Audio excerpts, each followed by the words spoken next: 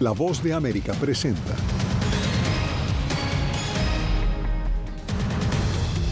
Corte Suprema de Estados Unidos autoriza a la patrulla fronteriza retirar el alambre de púas instalado por Texas en la frontera con México. El expresidente Donald Trump llega como favorito a las primarias republicanas de Nuevo Hampshire. Tormentas invernales dejan al menos 90 muertos alrededor de Estados Unidos y Ecuador recibe delegación estadounidense para reforzar su lucha contra el crimen organizado.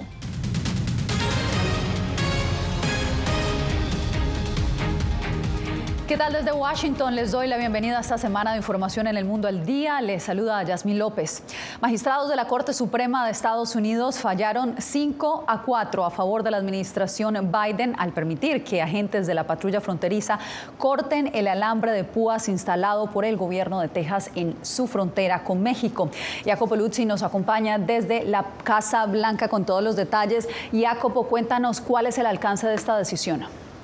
Yasmín, según el Departamento de Seguridad Nacional, la remoción del alambre permitirá a la patrulla fronteriza cumplir con su trabajo y asistir a los migrantes que ya dijo habían cruzado la frontera, algo que el alambre impedía en varios puntos. La Casa Blanca planea pronunciarse sobre esta decisión, sobre este fallo, en las próximas horas. Al mismo tiempo, esta decisión de hoy no resuelve la disputa sobre el Parque Shelby, ocupado por las autoridades de Texas en la ciudad fronteriza de Eagle Pass. Sobre esto esperaremos otro fallo en febrero.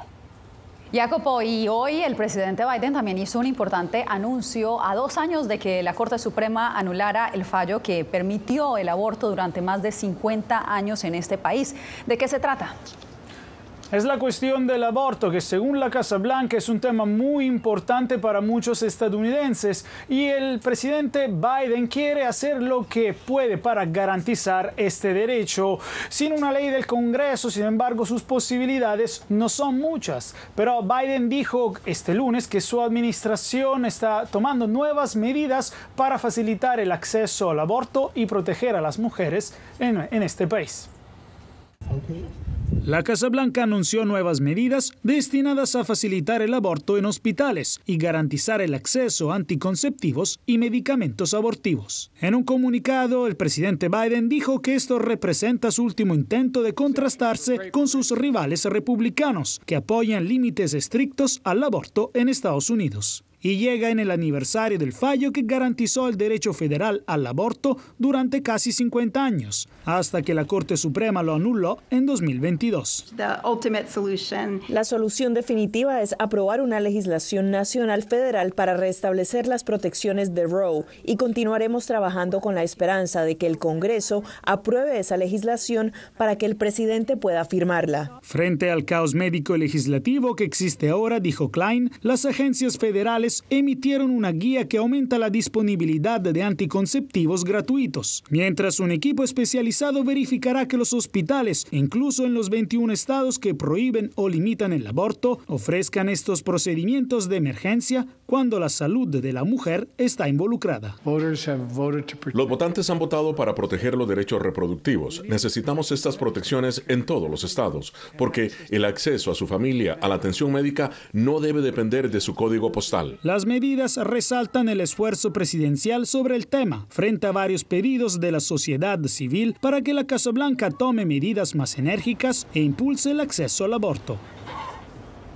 Sin una ley del Congreso, el tema del aborto queda en manos de cada estado. La administración Biden dijo que sigue trabajando con el Congreso para promover una legislación que proporcione un derecho nacional al aborto. Sin embargo, en el Capitolio, Yasmín, hay aún mucha división sobre este tema y ningún paso adelante claro frente a las resistencias republicanas. Gracias, Jacopo. Te agradezco por este reporte.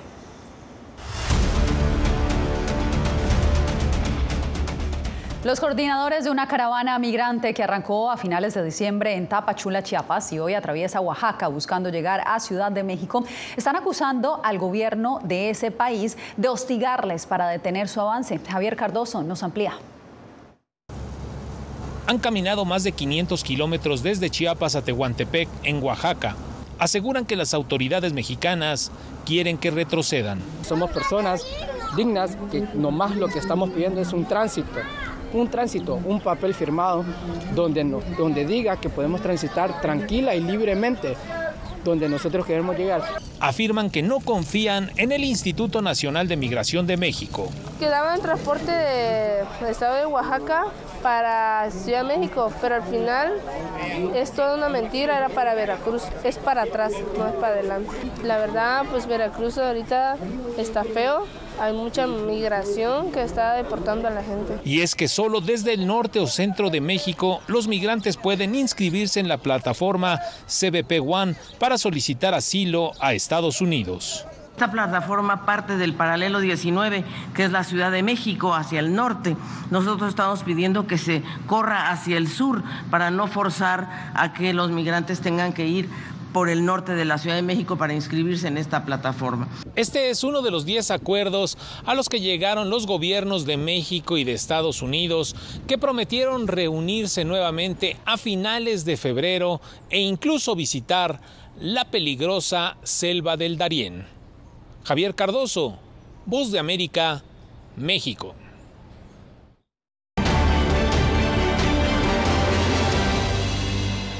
Nuevo Hampshire será este martes el escenario de las elecciones primarias para elegir al candidato presidencial del Partido Republicano.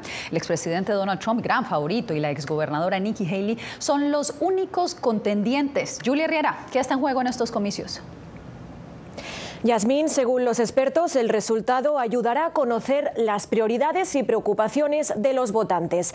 Además, señalan que Nuevo Hampshire es un estado moderado y eso podría representar una oportunidad para que Haley gane apoyo.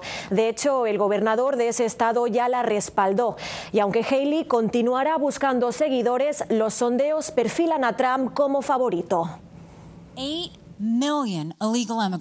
Continúan los eventos de campaña horas antes de las elecciones primarias del Partido Republicano en Nuevo Hampshire.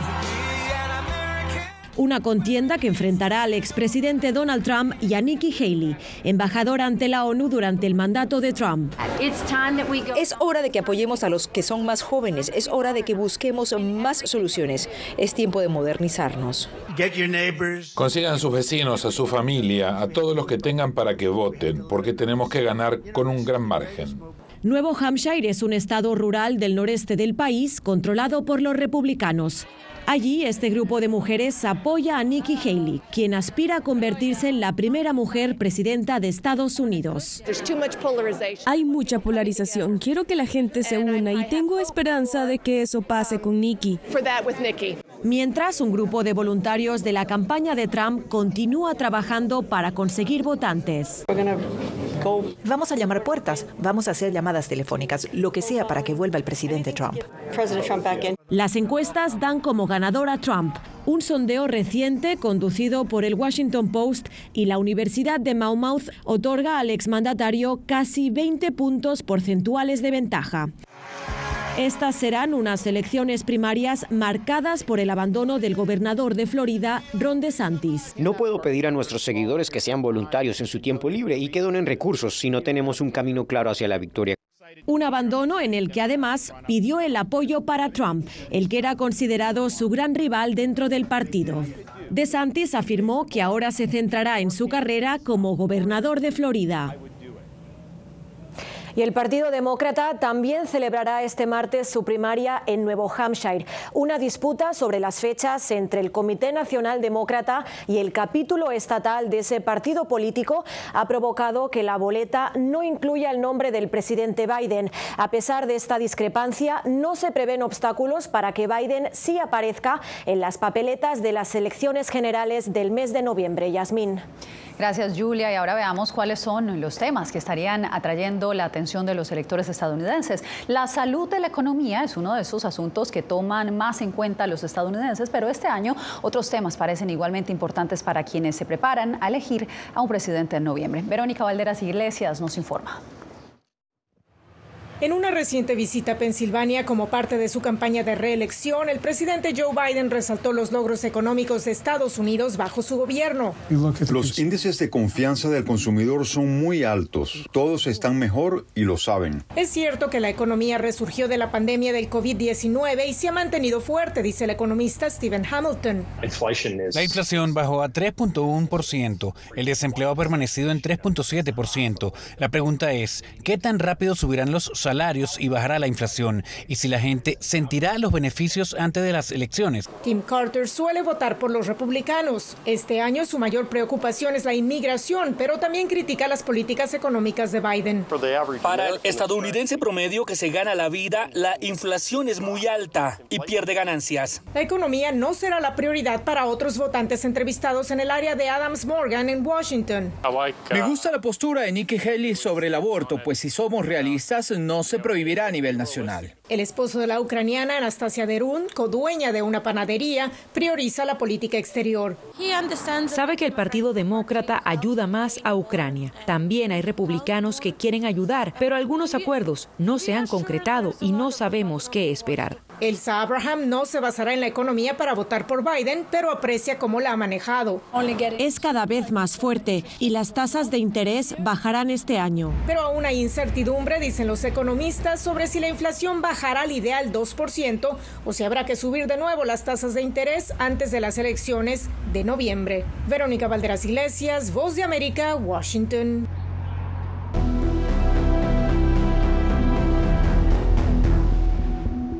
Dos semanas de múltiples tormentas alrededor de Estados Unidos han dejado una estela de muertos de costa a costa.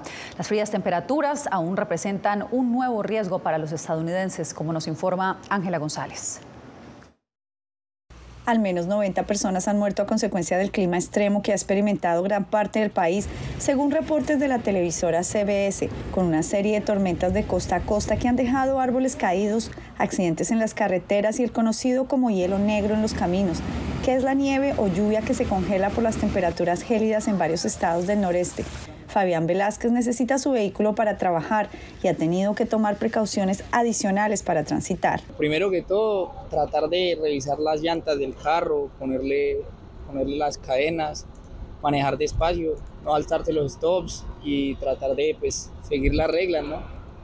Tener mucho cuidado porque acá en Nueva York hay muchos ciclistas y es muy importante como que respetar. De acuerdo con el Servicio Nacional de Meteorología, manejar se hace peligroso por la lluvia congelada que ha caído.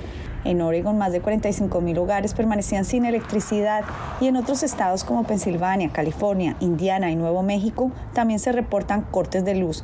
En Nueva York se activó el código azul para que las personas desamparadas no duerman en las calles. Entre tanto, migrantes recién llegados experimentan el frío extremo por primera vez. Demasiado frío y para buscar trabajo está demasiado duro, para eso lo del trabajo. Si nos podrían ayudar, si sea con los permisos, con lo que sea. Según pronósticos, las condiciones de los caminos congelados se podrían mantener hasta comienzos de la próxima semana, cuando se espera lluvia y aire más cálido que podrían traer un riesgo de inundaciones. Ángela González, Voz de América, Nueva York. Nos vamos ahora a Quito, Ecuador, donde hoy llegó una delegación del gobierno de Estados Unidos buscando unir esfuerzos para combatir la escalada de inseguridad en ese país. Hacemos contacto en directo con Néstor Aguilera, que precisamente se encuentra en el Palacio Presidencial. Néstor, cuéntanos cuál sería entonces el rol de esta delegación. Ya se trata de una catalogada como estratégica dentro de la lucha de Daniel Noboa contra el crimen organizado y ante la carencia de recursos económicos para enfrentar esta problemática. Esta visita no solamente incluye reuniones con representantes gubernamentales, sino también con quienes forman parte del sector justicia, la sociedad civil. El gobierno ecuatoriano busca apoyo externo para enfrentar la peor crisis de su historia en seguridad, matizada por la lucha contra 22 organizaciones criminales ahora catalogadas como terroristas. Su principal socio para esta lucha es el gobierno de Estados Unidos. Yo creo que Estados Unidos, así mismo como el mundo, han visto lo que está pasando en el Ecuador y saben lo importante que es tener el Ecuador protegido para la paz mundial. El mandatario ecuatoriano, en entrevista para una estación televisiva local, reiteró este lunes que dialoga con los gobiernos de Colombia y Perú para repatriar a presos en cárceles ecuatorianas, debido a los altos costos que le representan. Además, aseveró que el país andino se ha vuelto una pieza clave dentro de las rutas de los grupos narcoterroristas. Y si logramos tener el control total aquí en el Ecuador, la región mejora. Ya los Estados Unidos lo está viendo así, ya Europa lo está viendo así. Entonces hay mayor atención hacia Ecuador. La visita estadounidense se produce horas después de que la policía ecuatoriana anunciara la captura de Carlos L., alias El Gringo, líder del grupo armado colombiano Oliver Sinisterra, y la detención de 68 presuntos terroristas que pretendían atentar contra un hospital en la ciudad de Yaguachi. Además del hallazgo de un semisumergible con 3.2 toneladas de droga y el decomiso en la provincia de Los Ríos de otro cargamento de droga que podría marcar un récord según la versión de las Fuerzas Armadas. Esto suma 21.499 kilos, es decir, 21 toneladas y media de clorhidrato de cocaína.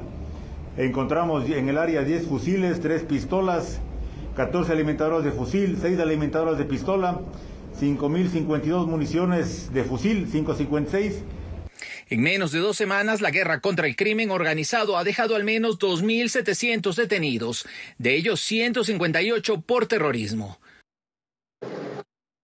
A esta hora continúa la reunión con el carácter de reservado entre el presidente ecuatoriano Daniel Noboa, representantes de su gobierno y también quienes forman parte de la delegación estadounidense. Pero el primer mandatario más temprano, este día lunes, participó en un acto especial desarrollado en la Escuela Superior de Policía para entregar equipamiento a la Policía Nacional en un momento tan delicado para este país. Se entregaron chalecos, drones, equipos de comunicaciones y antibombas. Todo esto por un valor estimado de alrededor de 16 millones de dólares. Néstor Aguilera, corresponsal de La Voz de América en Quito, gracias por esta información. Bien, y usted no se mueva porque al volver, sin acuerdo para la liberación de rehenes, Israel rechaza negociar con Hamás.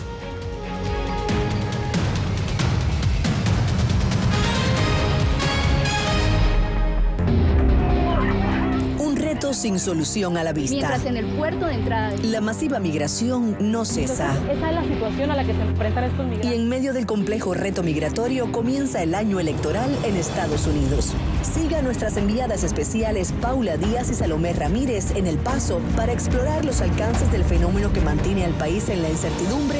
Muy pronto, El Pulso en la Frontera, en todas las plataformas de La Voz de América. Soy Néstor Aguilera, corresponsal de La Voz de América en el Ecuador. Informar sobre la realidad de un país exige una alta dosis de responsabilidad periodística, más aún cuando las noticias evolucionan a cada instante. Aquí en La Voz de América encuentras noticias veraces, precisas y balanceadas. Valores profesionales que me motivan a trabajar día a día para informarte de manera profunda sobre los temas que más impactan tu vida diaria. Porque en La Voz de América, la prensa libre importa. ¿Quieres mantenerte informado de primera mano? Únete a nuestro canal de WhatsApp. Lo que ocurre en Estados Unidos, América Latina y el mundo directamente a tu celular. Escanea el código que ves en pantalla y conéctate con las noticias para recibir información veraz y balanceada. Noticias de última hora, reportes originales y verificación de información. Porque en La Voz de América, la prensa libre importa. ¿Cómo decidió este grupo de hombres no acabar con la civilización? Presentamos De Yalta a Malta, una serie documental que analiza las relaciones y amistades entre los líderes de la Guerra Fría. Cómo interactuaron, cuándo se conocieron y llegaron a discutir el destino del mundo. Es un lado de la historia que usted necesita ver. De Yalta a Malta. Vea los 5 episodios ahora mismo en VOA+.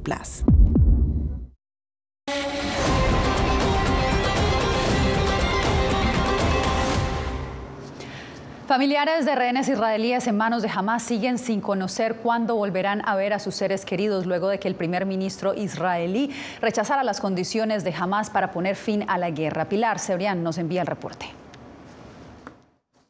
En un encuentro con los familiares de los rehenes este lunes, el primer ministro israelí ha anunciado tener un plan para la liberación de los rehenes y ha rechazado una propuesta de Hamás. El ala derechista del gobierno, entre ellos el ministro de Finanzas, Bezalel Smotrich, han dicho que solamente con presión militar e intensificando los combates se logrará liberar a todos los rehenes. Y también estuvo de acuerdo con Netanyahu en que un alto el fuego fortalecería a Hamás. A cambio de la liberación de nuestros rehenes, Hamás exige el fin de la guerra, la retirada de nuestras fuerzas de Gaza, la liberación de los asesinos y violadores de la Nukba y dejarlos a cargo. Si estuviéramos de acuerdo con esto, nuestros soldados habrían caído en vano. No podríamos garantizar la seguridad de nuestros ciudadanos y el próximo 7 de octubre sería solo cuestión de tiempo. El primer ministro palestino, mientras tanto, insistió en la presión internacional para buscar una solución que involucre la creación de un Estado palestino, mientras se confirma que ya son 25.105 los muertos en la franja. El mundo no debería prestar atención a la posición de Netanyahu y su gobierno, que rechaza la solución de 2 estados. En cambio, el mundo debería esforzarse por poner fin a la ocupación, reconocer unilateralmente al Estado de Palestina y votar para que Palestina se convierta en Estado miembro de las Naciones Unidas. La ONU destacó que a la fecha más de 1,7 millones de gazatíes han sido desplazados y denunció el bloqueo de Israel para la entrada de ayudas, asegurando que en enero solo 7 de 29 misiones de la agencia pudieron entrar en la franja para entregar alimentos, medicinas, agua y otros suministros. Nuestra vida es una muerte lenta. Los niños mueren lentamente. Si no hay tratamiento, esto es una muerte lenta. Mientras tanto, Estados Unidos, que ha reiterado su apoyo a Israel, ha emitido una ráfaga de nuevas sanciones contra Hamás, también contra las compañías vinculadas a los guardianes de la revolución iraníes, como por ejemplo la aerolínea Fly Baghdad, o también contra la milicia de Hezbollah, que opera en el Líbano. Todo por los ataques de estas brigadas al personal militar estadounidense. Pilar Cebrián, Voz de América, Tel Aviv. Nuevamente hacemos una pausa, usted no se mueva, ya regresamos. Soy Gonzalo Abarca, presentador de La Voz de América. Cada semana, desde nuestro programa Foro, programa de análisis y debate, vamos más allá de la noticia, con los temas de interés que ocurren en Estados Unidos e impactan en toda la región. Desde La Voz de América, tengo el privilegio de moderar debates y confrontar ideas diferentes. Así nuestra audiencia se puede formar su libre opinión y tomar sus decisiones bien informadas. Porque en La Voz de América, la prensa libre importa. El crimen organizado asesinaba a los chicos y luego cremaba los cuerpos. Periodismo, la prensa libre importa, una coproducción de La Voz de América y Latina. Sí que es complicado hablar acá de libertad de expresión. Disponible en vozdeamerica.com. Soy Diva Lizeth Cash, periodista y presentadora de La Voz de América. Ir más allá de la noticia, escuchar las voces de las minorías y de las comunidades más vulnerables para informar sobre sus necesidades y logros es mi pasión. Económicas se ven obligadas. Desde Washington, visibilizar la diversidad étnica de Estados Unidos y de la comunidad hispana es parte de una pasión que compartimos en La Voz de América, donde la prensa libre importa. Que empiecen a callar a periodistas, que empiecen a callar medios. Periodismo, la prensa libre importa. Una producción especial de La Voz de América. Porque al final lo que está en juego no solo medios de comunicación, sino la democracia de un país. Disponible en vozdeamerica.com.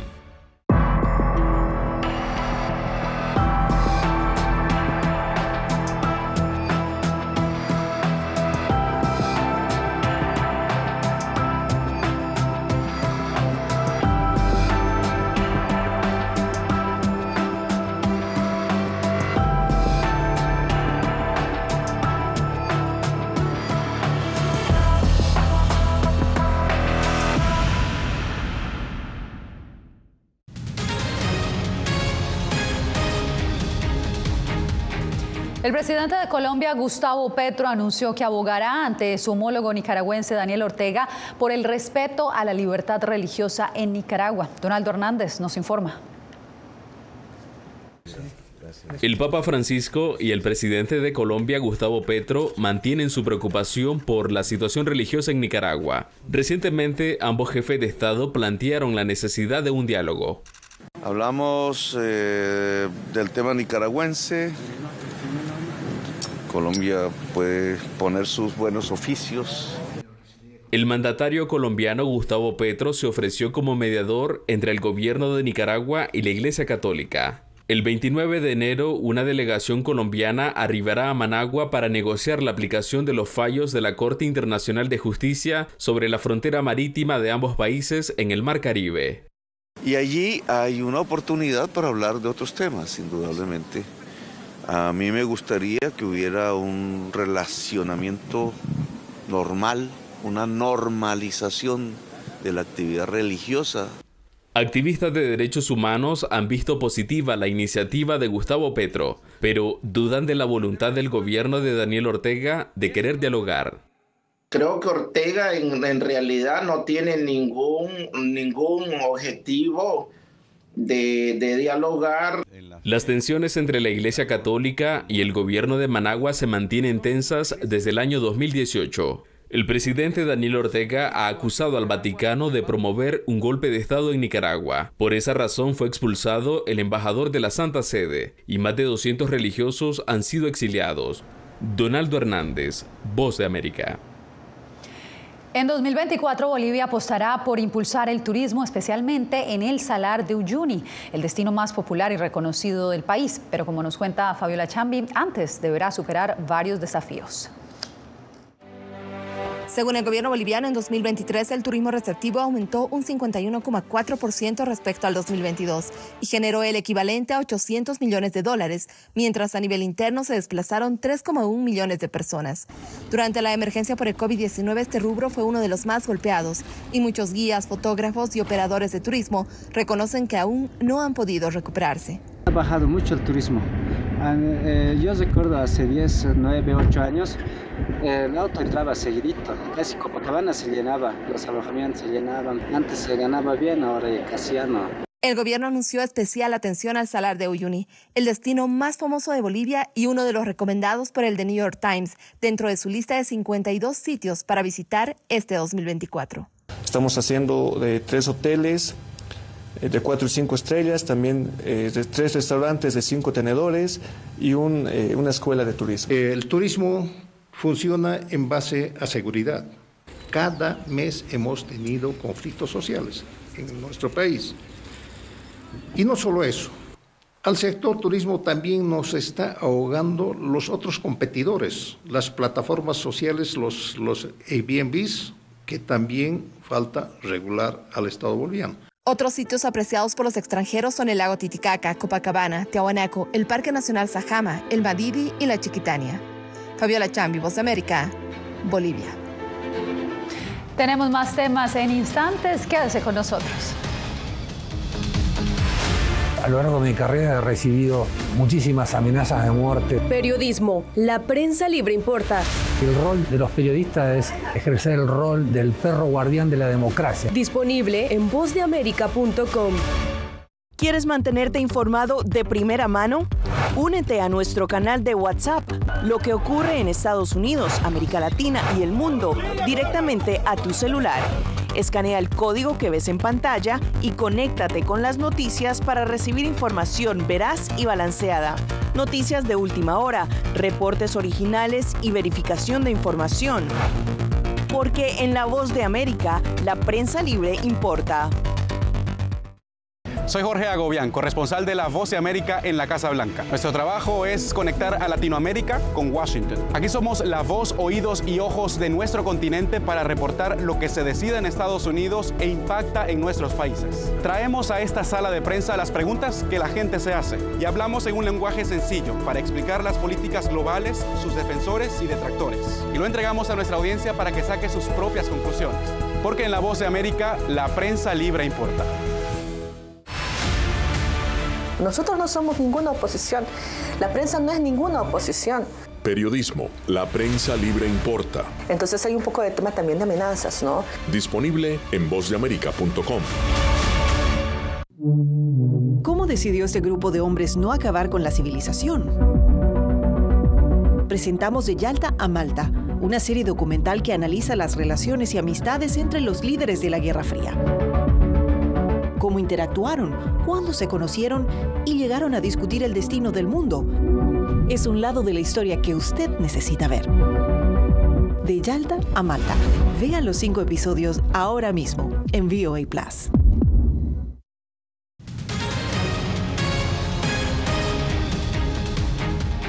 Con mucho color, danza y música comenzó el Carnaval de La Paz, la capital boliviana. Miles de turistas presenciaron esta fusión única de las tradiciones indígenas con el catolicismo colonial. Y por supuesto, no podía faltar este personaje que ustedes están viendo en pantalla, a quien llaman Pepino, quien revivió y se salió de su ataúd gracias al beso de la reina del Carnaval de Santa Cruz, marcando el inicio oficial de esta fiesta. Con estas imágenes nos despedimos por hoy.